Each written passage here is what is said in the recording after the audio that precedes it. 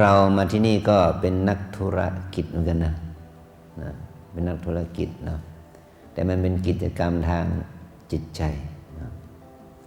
นี่เราก็มาทำธุรกิจเนาะเอาอะไรมาลงทุนอารมณ์หายใจมาลงทุนเนาะ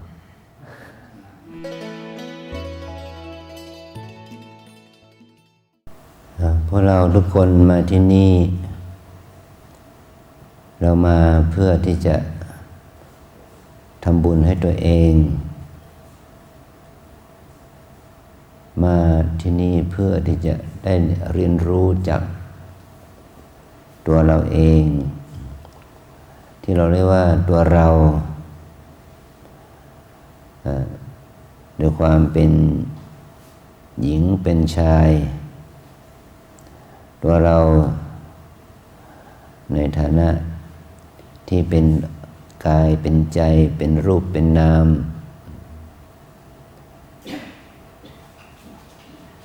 ตัวเราในฐานะที่ว่าเป็นขันธ์เป็นธาตุมันแล้วแต่เราจะรู้ระดับไหน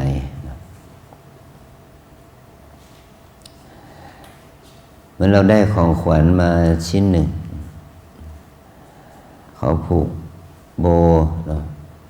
ห่อได้อย่างดีของขวัญมันก็ไม่ใช่โบไม่ใช่กระดาษห่อไม่ใช่กล่องแต่ทั้งกล่องบรรจุภัณฑ์นั้นทั้งกระดาษห่อหรือว่าโบนั้นมันก็เป็นองค์ประกอบถึงว่าเป็นของขวัญแต่สิ่งที่เราต้องการ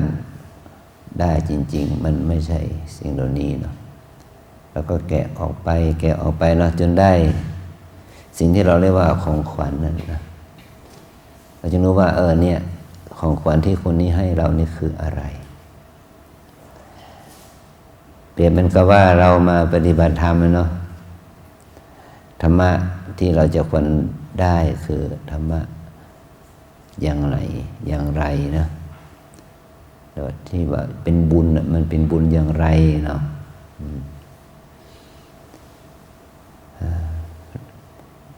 เราเป็นนักปฏิบัติธรรมจึงไม่ใช่ว่านุ่งขาวห่มขาวอย่างเดียวแล้วนะแต่นุ่งขาวห่มขาวมันก็เหมือนกับเป็นกระดาษห่อเนาะกระดาษห่อนะเนาะมีศีลก็ว่าโบหรือว่าสกอตเทปเนี่ยที่ปิดนะให้กล่องนี้นะสิ่งนี้อยู่ในกรอบอยู่ในรูปแบบที่ดูดีนะ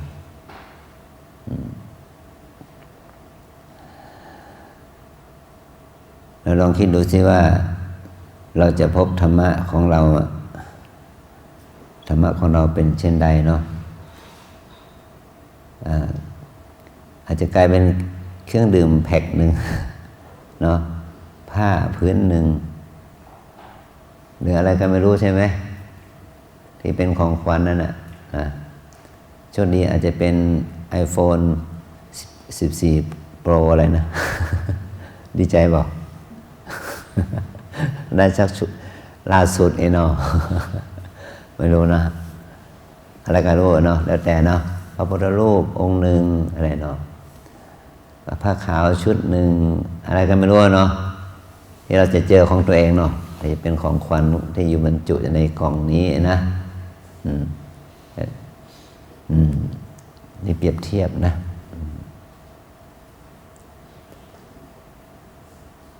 เมื่อเรามาถึงจุดนี้แล้วเนี่ยหน้าที่ของเราเนี่ย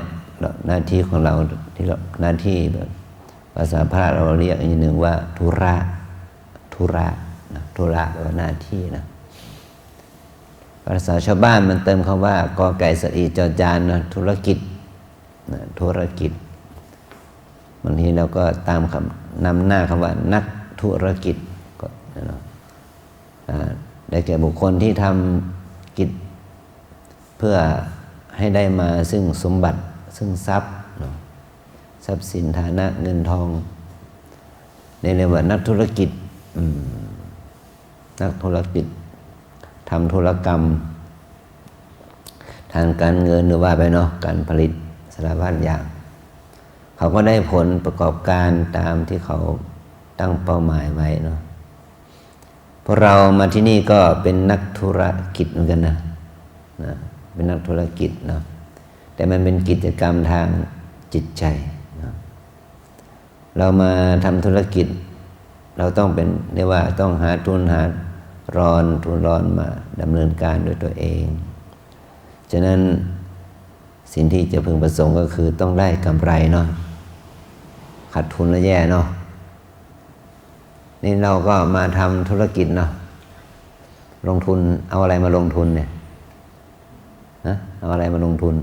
อารมณ์หายใจมาลงทุนเนาะเอาเท้ามาลงทุนเดินเนาะเอามือมาลงทุนกราบเนาะเอาตาเอาหูมาลงทุนในการเห็นในการฟังเนาะนี่เราก็เอาชีวิตมาลงทุนนะเอาชีวิตมาลงทุนโอ้นะเขาเรียกว่าทุนที่แพงที่สุดก็คือชีวิตนะที่แท้จริงเนาะเงินทองฐานะอื่นในนั้นมันเป็นองค์ประกอบของชีวิตแต่ทุนที่แพงที่สุดคือชีวิตนะตัวเรานี่แหละเป็นทุนที่มีค่าที่สุดเนาะทรัพยากรบุคคลนี่นะนี่พวกเรานี่สละงานอื่นทั้งหมดเนาะเหลือแต่ผ้าขาวนุ่งห่มเนี่ยนะติดเนื้อติดตัวนี่คราวนี้เราจะเอาอะไรมาลงทุนเนี่ยนะนี่แหละมันก็ต้องเอาสิ่งที่มีอยู่เนี่ยเป็นทุนละนะ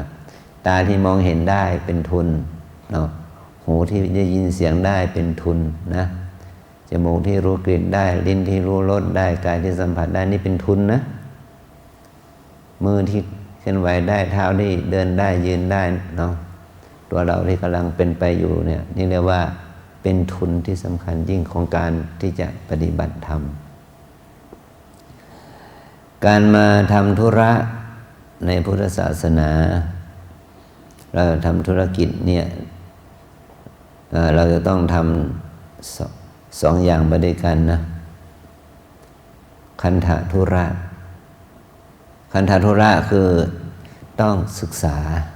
อย่างนี้เรามาใหม่ใช่ไหมก็ต้องมาศึกษาว่าหนึ่งเขายื่นระเบียบให้เราเนาะเนี่ยมาเป้าเขาก็ยื่นระเบียบให้ว่าคุณปฏิบัติตามข้อ1 2 3 4 5 6 7ได้ไหมใช่ไหมเราอ่านหรือยังทุกคนได้อ่านหรือยังระเบียบอ่านแล้วเนาะปฏิบัติตามได้ไหมได้นะเซ็นเลยเนาะข้าพเจ้ายินดีปฏิบัติตามกฎระเบียบตามคำสั่งคำแนะนำพร่ำสอนของครูบาอาจารย์พี่เลี้ยงแม่ชีเซ็นรับรองแล้วใช่ไหมนี่คือเรียกว่าเรายอมรับ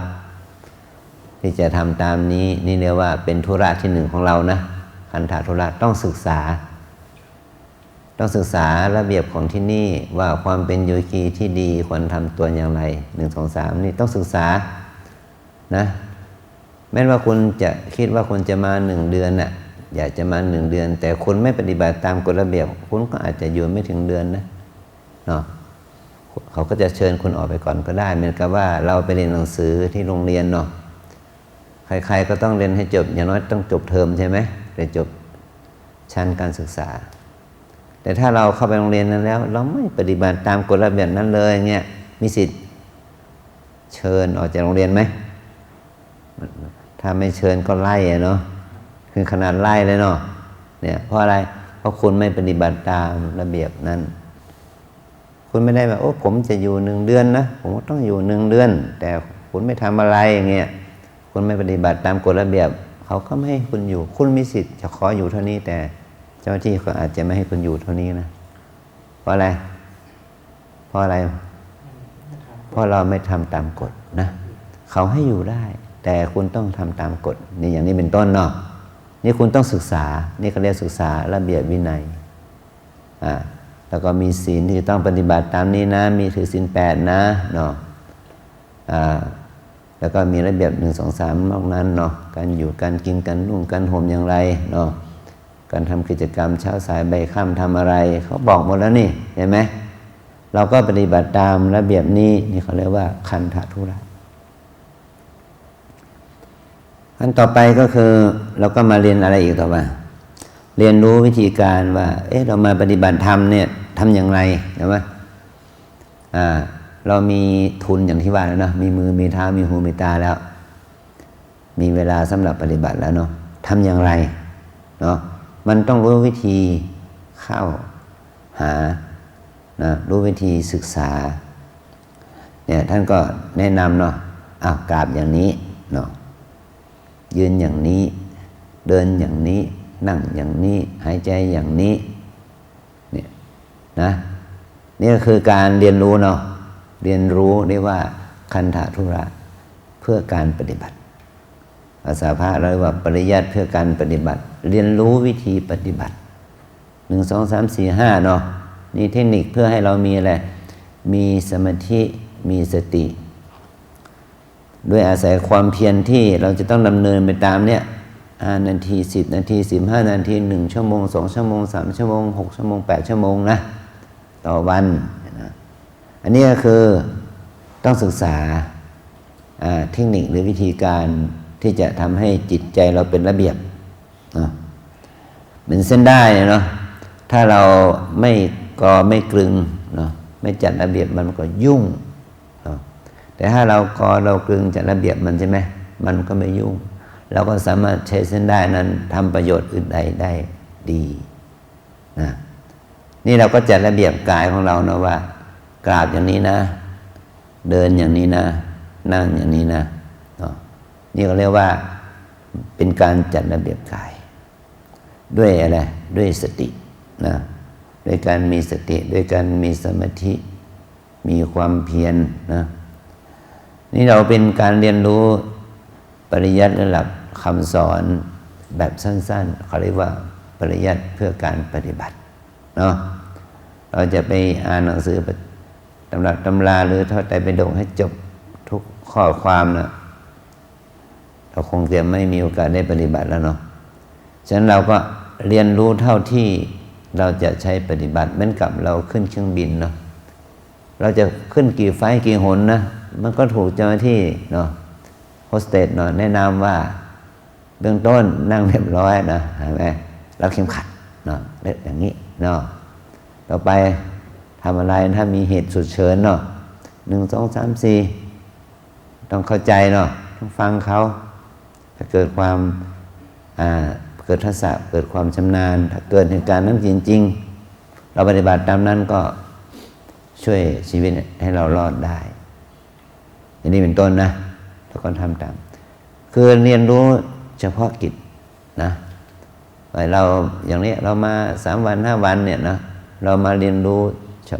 ในโอกาสที่เรามาอยู่มากินที่นี่นะเฉพาะกิจนี่เรียกว่าเป็นการเรียนรู้ระเบียบกฎเกณฑ์นะหลักปฏิบัติเรียกว่าคันธทุระต่อมาเราก็ดำเนินไปตามวิชาไปตามความรู้ที่เราได้เ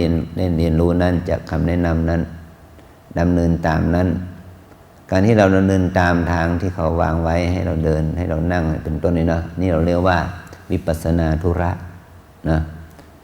วิปัสสนาธุระนี่มีองค์ประกอบ3อย่างนะศีลสมาธิและปัญญานะศีลสมาธิและปัญญาคือหมายความว่าเมื่อเรามาเข้าสู่ภาคปฏิบัติที่เรารับศีล8ไปนั้นอันนั้นศีลเขาเรียกว่าศีลบัญญัติศีลในการอยู่ร่วมกันในการดำเนินชีวิตนะที่จะต้องอยู่ร่วมกันในความเป็นโยคีนะแต่มันมีศีลชั้นสูงขึ้นไปอีกเขาเรียกศีลสำหรับการพัฒนาจิตศีลตัวนี้เขาเรียกว่าศีลในองค์มรรคนะศีลในองค์มรรคเนี่ยถ้าจะพูดแบบให้ง่ายพอเข้าใจสำหรับพวกเราคือความสามวรระวังเนี่ยเป็นศีลนะจิตจดจ่อไม่วอกแวกเป็นสมาธิรู้ชัดตามเป็นจริงในขณะในปัจจุบันขณะของการ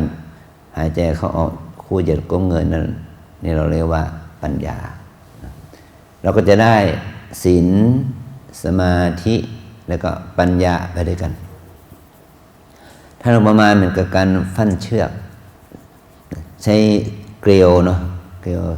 3 เกลียวหมุนเกลียวเนาะ3 เกลียวเนี่ยฟัน3 เกลียวเนาะหมุนให้มาเป็นเส้นเชือก1 เส้นฉะนั้นเส้นเชือกเส้นนี้มันจะสมบูรณ์จะต้องให้เกลียว ฝ้ายหรือได้หรือว่าวัสดุที่จะมาทำเชือกนั้นจะต้องฟั่นให้มันมีความเหนียวมีความแข็งเท่ากันเนาะแล้วเมื่อเราหมุนเข้าเกลียวเนาะมันก็จะกลายเป็นเส้นเชือกที่สมบูรณ์เนาะเพราะว่ามันมีแรงดึงมันมีแรงเกาะเกี่ยวกันที่สมดุลมันก็จะเป็นเส้นเชือกที่สมบูรณ์อย่างนั้นนะที่เปรียบเทียบนะบางทีเราก็ยังงงเลยว่าสันตั้งแต่เกิดมาสันยังไม่ได้ฟันเชือกเลยตัวนี้นะสำคัญมันตัวนี้นะตั้งแต่เกิดมามันสันก็ยังไม่เคยฟันเชือกเลยเนาะแต่พอจินตนาการได้เนาะฉะนั้นเวลาเราปฏิบัติว่าตั้งแต่เกิดมาฉันก็ยังไม่ได้ปฏิบัติแบบน้อยเลยนะพูดง่ายเนาะเนี่ยตอนนี้เรามาเริ่มแล้วเนาะแต่ความสังวรระวังในการเคลื่อนไหวตั้งแต่นั่งนอนคือสังวรระวังรู้ถึงอาการกายนั่งว่ากายนั่งอย่างนี้นะเนาะจิตจดจ่ออยู่กันนั่งอย่างนี้รู้ชัดว่าตัวเองกำลังนั่งอยู่ในท่านี้นั่งพับเพียบหรือนั่งทับเท้าหรือนั่งท่าที่ดาวไปเนาะเรานั่งท่านี้แหละนี่เขาเรียกว่ามีศีลอยู่ในนั้นเนาะความสังวรระวังความจัดระเบียบกายของตนเองเนาะมือวางอย่างนี้นะปากเท้าวางอย่างนี้นะตั้งกายให้ตรงอย่างนี้นะอย่างนี้นะอันนี้เป็นศีลนะเป็นศีลละ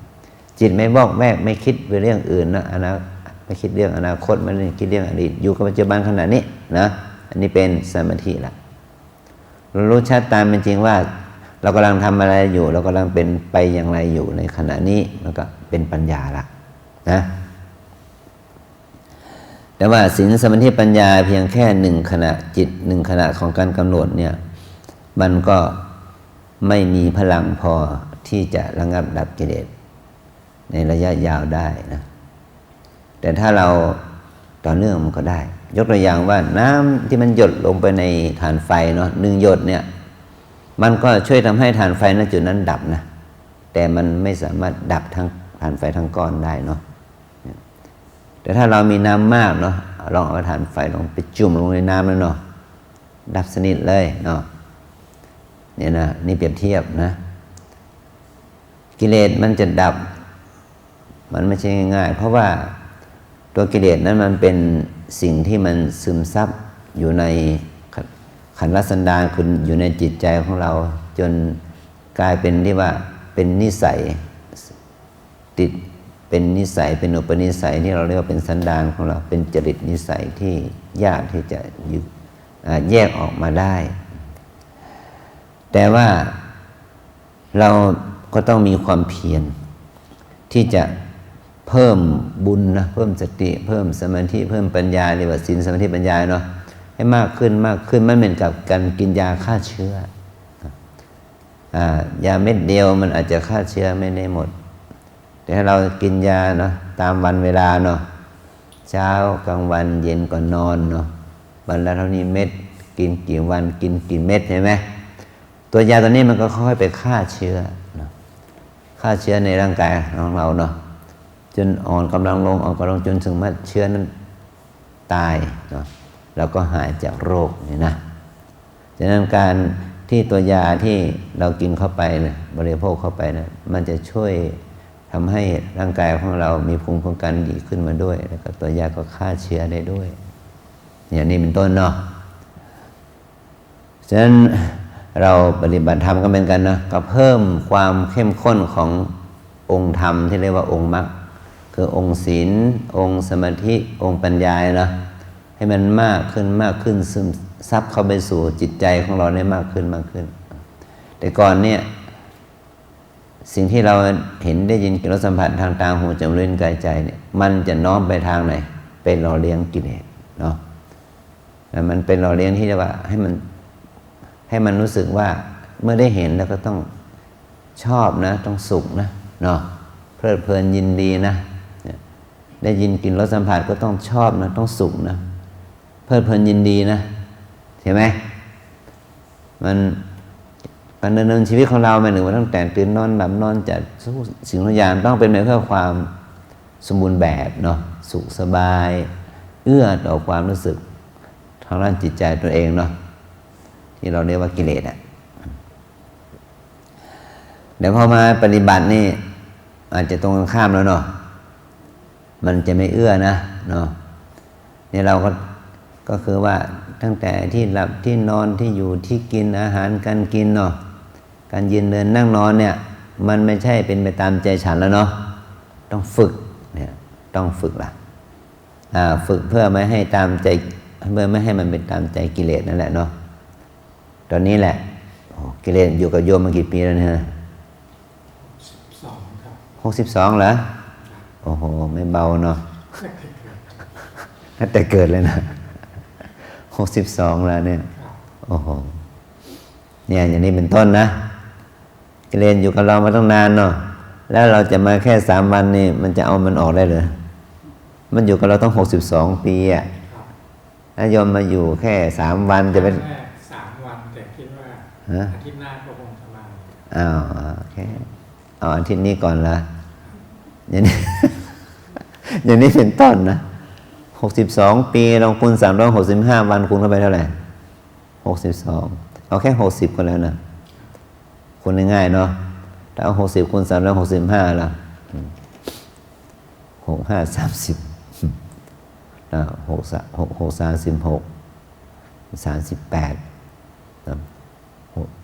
3 68 19 20 21เท่าไหร่ล่ะไป20,000 กว่าวันนะ21,000แค่เอา60ไปจนคูณได้21,000แล้วบอกเอา600 700 กว่าวันบวกเข้าไปอีกนี่นะนี่20,000 กว่าวันนะ20,000 กว่าวันที่เราสะสมกิเลสใช่ไหม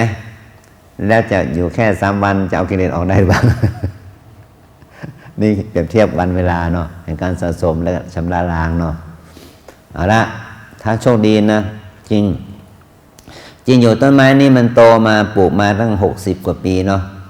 แต่เวลาเราตัดเนี่ยอาจจะใช้เวลาแค่5 นาทีนะถ้าเรามีเครื่องมือตัดดีใช่ไหมดื้อโซ่เนาะได้ยนต์นะชับ10 นาที 15 นาทีล้มเลยนะแต่ถ้าเอามือแค่ละ เอานิ้วแค่ละนิ้วแตกนิ้วหักแน่เนาะนิ้วกุดนั่นแหละนะ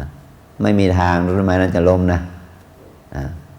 ถ้าเอามีดเอาขวานตัดนะก็ใช้เวลานานหน่อยเนาะหลายชั่วโมงแหละอย่างนี้นะถ้ามีดเล็กนะขวานเพียงแค่เปลือกเนาะ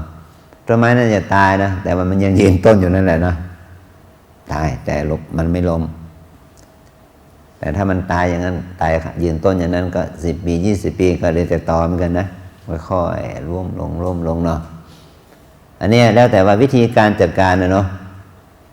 อันนี้เรามีวิธีการจัดการอย่างไรเนาะเรามีปัญญาหรือมีเครื่องมือตัดกิเลสนั่นแหลมคมแค่ไหนนั่นแหละนะนี่เปรียบเทียบว่าเราจะได้ผลไวดุจดังพลิกฝ่ามือหรือไม่เนาะมันก็อยู่ที่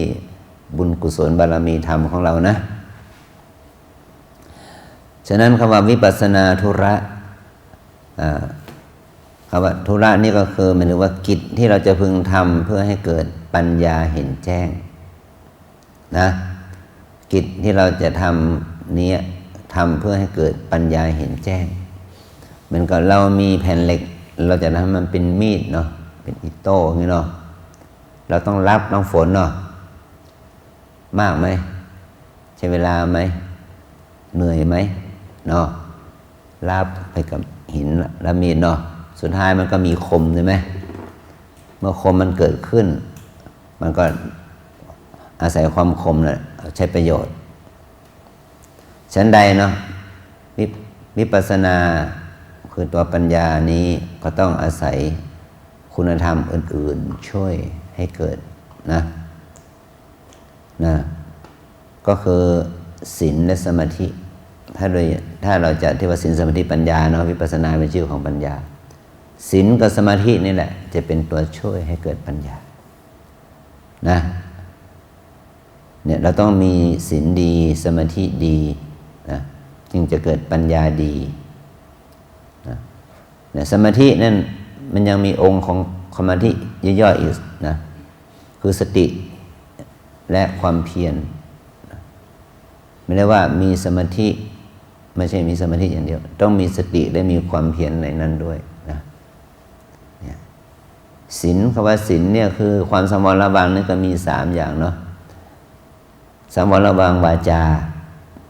เนาะไม่พูดมุสาไม่พูดส่อเสียดไม่พูดคำหยาบไม่พูดคำเพ้อเจ้อสำรวมกายก็คือไม่ฆ่าสัตว์ไม่ลักทรัพย์ไม่ประพฤติผิดในกามหรือถือพรหมจรรย์เลยนะไม่เกี่ยวข้องกับกามนะแต่ว่าเรื่องกามเรื่องตัณหาราคะเนี่ยเป็นปฏิปักษ์ต่อการปฏิบัตินะต้องระมัดระวังตัวเองเนาะเนี่ยเรียกว่ามีศีลดีนะนอกจากไม่พูดมุสาไม่พูดส่อเสียดไม่พูดคำหยาบไม่พูดเพ้อเจ้อไม่ฆ่าสัตว์ไม่ลักทรัพย์ไม่ประพฤติผิดพรหมจรรย์และต้องดำเนินชีวิตชอบเลยนะสมาอาชีวะแปลว่าดำเนินชีวิตชอบก็อย่างพวกเรามาอยู่วัดเนี่ยเนาะนี่ถือว่ามาดำเนินชีวิตชอบคือดำเนินชีวิตแบบไม่ล่วงศีลทางกายทางวาจานี่เรียกว่าดำเนินชีวิตชอบนะฉะนั้นสมาอาชีวะของเราในที่นี้ก็คือเนี่ยมาเป็นผู้นุ่งขาวห่มขาวอยู่กินอย่างนักบวชเนาะนี่แหละจะเป็นทางแห่งความเจริญแห่งสมาธิและปัญญาสมาธินั้นมีองค์ประกอบ3อย่างก็คือ1ต้องมีความเพียรดีความเพียรนี่ก็คือเพียรละชั่วเนาะความชั่วทางจิตใจเนาะแล้วก็เพียรทำความดีทางด้านจิตใจนะเพียรละชั่วเพียรทำดีเนี่ยอย่างที่เรามาปฏิบัตินะเราก็ต้องละความคิดละโลภโกรธหลงกิเลสทั้งหลายที่มันแวบขึ้นมาสู่ใจเราเนาะแล้วก็เพียรประคองจิตให้มันมีความดีเกิดสติเกิดสมาธิเกิดปัญญาเกิดเมตตาเนาะเกิดความสงบความนิ่งความเบาความศรัทธานี่เราต้องเพิ่มกำลังสติสมาธิปัญญาเนี่ยเพียรนะเนี่ยเมื่อเราเพียรเนี่ยเราก็ต้องมีสติประคองจิตว่าสติจะประคองจิตให้อยู่กับปัจจุบันเนี่ยก็พระองค์ก็ได้ตรัสไว้ในสติปัฏฐานสูตรเนี่ยว่าในเรื่องของการเจริญสติว่าเราจะทำให้สติเจริญนั้นอาศัยอารมณ์4อย่างอาศัยฐาน4ฐานนะแต่ก็กว้างขวางนะแต่ให้ย่อๆเนาะอย่างที่เมชีท่านได้สาธิตนะก็คือการเจริญสติปัฏฐาน4นะเอาทุกคนว่าตามนะวิปัสสนากรรมฐานตามแนวสติปัฏฐาน4 1 กาย2 เวทนา3 จิต4 ธรรมวิปัสสนากรรมฐานตามแนวสติปัฏฐาน4 1 กาย2 เวทนา3 จิต4 ธรรม1 กาย2 เวทนา3 จิต4 ธรรม1 กาย2 เวทนา3 จิต4 ธรรมกายเวทนาจิตธรรมสติปัฏฐานแปลว่าที่ตั้งแห่งการเจริญสตินะมีอยู่4อย่างคือกายานุปัสสนาแปลว่าระลึกตามอาการของกายเช่นการกราบการยืนการเดินการนั่งการดูอาการพองยุบนี่แหละนะเขาเรียกว่าระลึกรู้ตามอาการของกายเวทนานุปัสสนาระลึกตามอาการของเวทนาเช่นเราเดินอยู่นั่งอยู่เนาะมันจะเกิดปวดเจ็บชาเหน็บเมื่อยขบทุกข์สุขพอมาถึงดีใจเสียใจนะอันนี้เขาเรียกว่าเวทนาสุขก็สุขเนาะสุขเนาะสุขเนาะนะทุกข์ก็ทุกข์เนาะทุกข์น้อยนะปวดเนาะปวดน้อยเจ็บเนาะเจ็บเนาะเนี่ยรู้ว่ามันเจ็บมันปวดหรือมันสุขมันทุกข์แต่ไม่ใช่ว่าไม่ให้มันไม่มีนะมีสุขก็ยอมรับว่ามีสุขมีทุกข์ก็ยอมรับว่ามีทุกข์ตามที่มันเป็นนะอันที่3จิตตานุปัสสนาระลึกรู้ตามอาการของจิตเช่นจิตมีราคะจิตมีโทสะจิตมีโมหะจิตหดหู่จิตฟุ้งซ่านนี่เป็นจิตแบบอกุศลเนาะเมื่อเรารู้ว่ามันมีราคะจิตมีโทสะจิตมีโมหะจิตมีความหดหู่มีความฟุ้งซ่านสงสัยเป็นต้นเราก็ต้องมีสติระลึกรู้อีกนะรู้ว่าราคะจิตเกิดโทสะจิตเกิดนะยินดีหนอกำหนัดหนอชอบหนอโกรธหนอเนาะฟุ้งหนอสงสัยหนอเนาะเนี่ยกังวลหนอเนาะ มันหดหูจิตใจก็โอ้ตอนนี้รู้ว่ามันหดหูก็ต้องฟื้นใจตัวเองนะสู้ต่อไปคนอื่นยังทำได้เราก็ทำได้เนาะฟุ้งซ่านรำคาญสงสัยก็ให้มีสติกำหนดเรามาถึงว่าตอนนี้จิตมีความสงบจิตนิ่งจิตเบาจิตสุขจิตสบายก็รู้ว่าสบายหนอสุขหนอเบาหนอนะนิ่งหนอสุขหนอว่าไปตามนั้นตามอาการของเวทของจิตนั้นเนาะดูจิตอันที่สี่คือธรรมานุปัสสนาระลึกรู้ตามอาการของธรรมอาการของธรรมเนี่ยนะคำว่าธรรมในที่นี้มุ่งหมายถึงว่าให้เราเข้าใจง่ายๆนะเรามีธรรมของเราคือธรรมชาติของเรามีตามีหูจมูกลิ้นกายใจเนี่ยเมื่อเรามีตาหูจมูกลิ้นกายใจก็มีสีมีเสียงมีกลิ่นมีรสมีสัมผัสเป็นต้นนำมากระทบเมื่อกระทบแล้วรู้สึกเป็นยังไงเป็นบวกหรือเป็นลบล่ะเป็นกุศลอกุศลนะถ้ามันเป็นอกุศลก็คือเกิดความชอบไม่ชอบฟุ้งซ่านรำคาญสงสัยกับสิ่งนั้นกับสิ่งที่มากระทบทางตาหูจมูกลิ้นกายใจนั้นนะเราก็ต้องมีสติกำหนดละเนาะชอบใจหนอไม่ชอบใจหนอฟุ้งซ่านหนอรำคาญหนอสงสัยหนอบางทีเราเรียกสิ่งนี้ว่านิวรณ์นะแปลว่าสิ่งที่เป็นตัวอุปสรรคในการพัฒนาจิตของเราเองนะไม่ให้เกิดสมาธิและปัญญาแต่ถ้ามันมีสติรู้เท่าทันมันใช่ไหมมีสติรู้เท่าทันเห็นหนอได้ยินหนอมันก็ทำให้เกิดศรัทธาวิริยะสติสมาธิปัญญาเนาะเรามีความศรัทธาคำว่าศรัทธาในนี้ไม่ได้หมายความว่าศรัทธาวัดนี้ศรัทธาหลวงพ่อศรัทธาพระรูปนั้นรูปนี้มันไม่ใช่อย่างนั้นศรัทธาในความหมายนี้ก็คือมุ่งหมายถึงศรัทธาในสิ่งที่เราทำเรามีความศรัทธาเรามีความเชื่อในสิ่งที่เรามีนะยกตัวอย่างเนาะเรามีความเชื่ออากาศสามารถเลี้ยงตัวเราเองได้ไม่ให้ตายเชื่อไหมเชื่อบอกเชื่อก็ขยันหายใจสิเนาะก็ถ้าไม่มีอากาศเราเป็นไงก็ตายเนาะเรามีความเชื่อว่าในสิ่งนี้เนาะเป็นความดีการมีสติกับลมหายใจเป็นบุญอย่างเงี้ยเชื่อไหมล่ะเนี่ยนะถ้าเรามีความเชื่อว่าการมีสติกับการหายใจเป็นบุญอย่างเงี้ยแล้ววันหนึ่งเราหายใจกี่ครั้งล่ะเห็นไหมเนี่ยมีสติกับการเดินเป็นบุญเงี้ยเราจะแล้วขี้เกียจเดินมาล่ะมีสติกับการหายใจเข้าออกจะขี้เกียจภาวนาไหมล่ะอะไรอย่างนี้นะนี่เขาเรียกว่าศรัทธาเชื่อในเทคนิคในวิธีการนี้ว่าจะทำให้เราพัฒนาจิตใจของเราให้เจริญได้เมื่อเรามีศรัทธามีความเชื่อมันก็ต้องเพิ่มตัวธรรมตัวที่สองขึ้นมาคือวิริยะต้องมีความเพียรนะต้องมีความเพียรนะถ้าเรามาเป็นเทียบที่ว่าเหมือนกับช่างทอหูกเนาะแต่ถ้าเขาไม่วิ่งตัวหนูวิ่งเส้นได้เนาะบ่อยๆมันก็ไม่เกิดผืนผ้าเนาะเมื่อมันไม่มีผืนผ้ามันก็ไม่มีเสื้อผ้าเนาะฉะนั้นเสื้อผ้าที่เรานุ่งห่มสบงจีวรที่พระสงฆ์พระนุ่งนุ่งห่มมันก็มาจากผืนผ้ามาจากเส้นได้เนาะเส้นได้มันอย่างลงไปอีกก็คือมาจากเส้นใยเนาะที่มีปั้นเส้นใยเห็นไหมเนี่ยเส้นใยมาจากไหนโอ้ยาวไปอีกนะจากปุยฝ้ายสารพัดเนาะเม็ดฝ้ายมาจากไหนจากต้นฝ้ายมาจากไหนจากดินจากน้ำจากไฟจากลมเนาะยาวไปอีกนะฉันใดเนาะธรรมะมาจากไหนเนาะเนี่ยก็มาจากกายใจเราเนี่ยเห็นไหม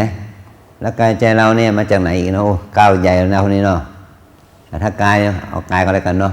มาจากอาหารเนาะมาจากน้ำเนาะมาจากอากาศเนาะอาหารน้ำอากาศบำรุงให้กายนี้ตั้งอยู่ได้เนี่ยอันนี้แบบหยาบๆนะลึกลงไปอีกมาจากบุญกุศลมาจากคุณงามความดีนะ ที่เราได้สะสมมาจะทำให้เราได้เกิดอัตภาพเป็นมนุษย์เนาะเรียกว่าจิตใจของเราเนี่ยได้มาอาศัยร่างกายที่เป็นมนุษย์นะยกตัวอย่างว่าเรามีซิมเนาะซิมของโทรศัพท์เราเนาะเราจะใส่ยี่ห้อกอก็ได้ไม่อยากจะโฆษณาเนาะมันก็ใช้ได้ยี่ห้อกอในราคา 50,000 นะยี่ห้อขอราคา 30,000 ยี่ห้อคอมีราคา 20,000 ยี่ห้อนี้ราคา 10,000 ยี่ห้อนี้ราคา 5,000 นะซิมเดียวกันนะเปลี่ยนได้ไหมเปลี่ยนยี่ห้อโทรศัพท์ได้ไหมแต่ซิมนั้นข้อมูลของซิมเนาะมันเอาไปใช้กับโทรศัพท์แต่ละยี่ห้อถ้าฐานโทรศัพท์ยี่ห้อนั้นมันดีเนาะมีโปรแกรมมีอะไรเยอะแยะมันก็ใช้ประโยชน์ได้มากอย่างนี้เป็นต้นเนาะแต่ถ้าเอาไปใช้ในสิ่งที่มันมีโปรแกรมน้อยมีอะไรน้อยเนาะมันก็ใช้ประโยชน์ได้น้อยเนาะเล่นอินเทอร์เน็ตไม่ได้บ้างติดต่อประสานงานไม่ได้บ้างออกแบบไม่ได้บ้างเล่นไลน์ไม่ได้บางสารพัดเนาะมันมีความจำกัดนะแต่อย่างนี้เป็นต้นนะแล้วตอนนี้ตัวเราเนาะเนี่ยหัวสมองอวัยวะของเราเนี่ยมันรองรับสติปัญญาจิตใจของเราได้อย่างนี้แต่ถ้าจิตที่ว่าที่เราจิตของเรานะยกสมมุติเนาะมันดันไปอยู่กับสัตว์เดรัจฉานล่ะเนาะเป็นช้างเป็นม้าเนาะนะหรือเป็นลิงหรือว่าเป็นงูเนาะเป็นปลาเนาะเป็นแพะเป็นแกะเนาะหัวสมองมันน้อยลงเนาะฉลาดไหมล่ะมันก็แค่กินกามสืบพันธุ์ไปอย่างนั้นเนาะแต่เมื่อเรามาอยู่ได้อาศัยกายมนุษย์มันก็เลยมีตัวหนึ่งขึ้นมาคือเพิ่มคำว่าคุณธรรม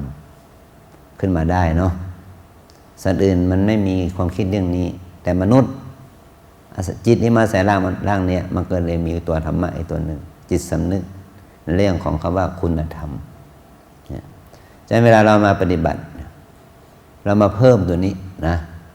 เพิ่มคุณธรรมตัวนี้นะเพิ่มสติปัญญานี่แหละเมื่อเราได้สติได้สมาธิได้ปัญญาสูงขึ้นมันก็ทำให้รู้ว่าโทษแห่งความเกิดโทษที่เกิดขึ้นมาในชีวิตของเราเนี่ยมันเกิดจากกรรมไม่ดีบาปกรรมความชั่วตอนนี้เราก็มาทำความดีเนาะ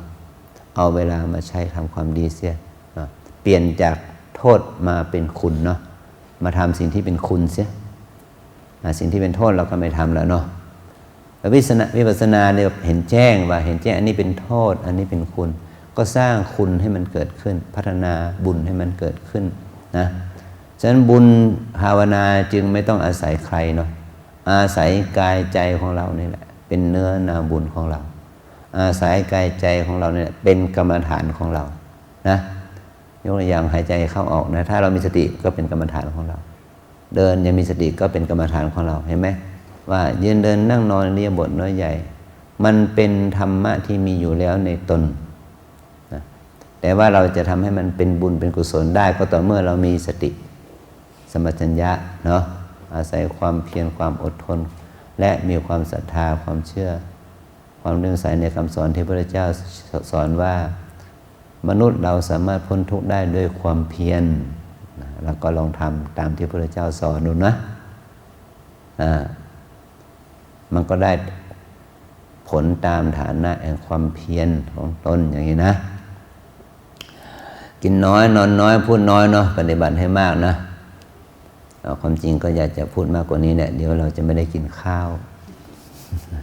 เดี๋ยวมันจะหิวเนาะก็ให้ตั้งใจปฏิบัติโยคีใหม่ก็15 นาทีเดิน15 นาทีนั่งนะสลับกันไป1 ชั่วโมง2 ชั่วโมงอย่างนี้นะ